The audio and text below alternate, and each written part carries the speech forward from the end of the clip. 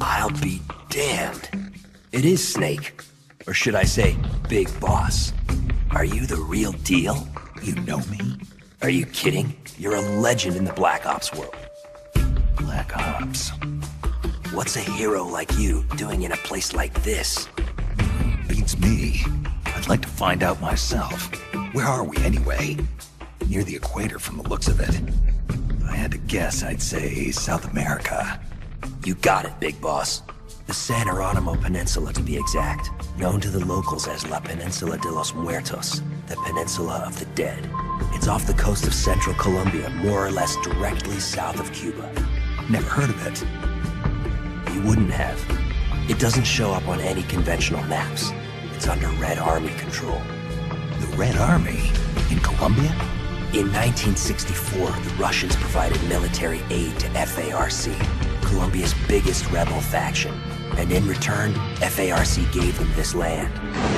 1964, the year of the Virtuous Mission. 2 years prior, the Russians failed in their attempt to build an intermediate-range ballistic missile base in Cuba.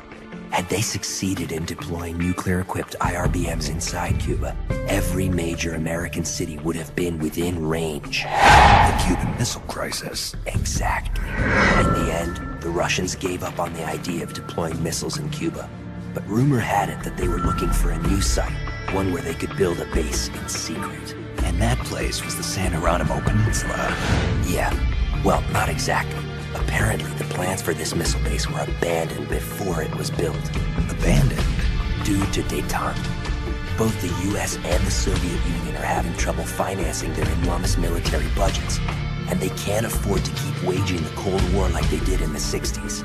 Last year, they began conducting the strategic arms limitation talks with the goal of limiting each country's number of ballistic missiles. Meaning no more need to build a new missile base. Right. But as you can see, they'd already completed part of the facility. We were sent in to investigate what was going on. Before we could do that, they ambushed us. They? The Fox unit. My team was wiped out in the blink of an eye. I fear I'm the only survivor. What's the Fox unit doing in a Soviet base? Not a clue. I'd have expected you to know more about it than me. I'm not with Fox anymore. I see. Anyway, that's all I've got. All right. Hold on.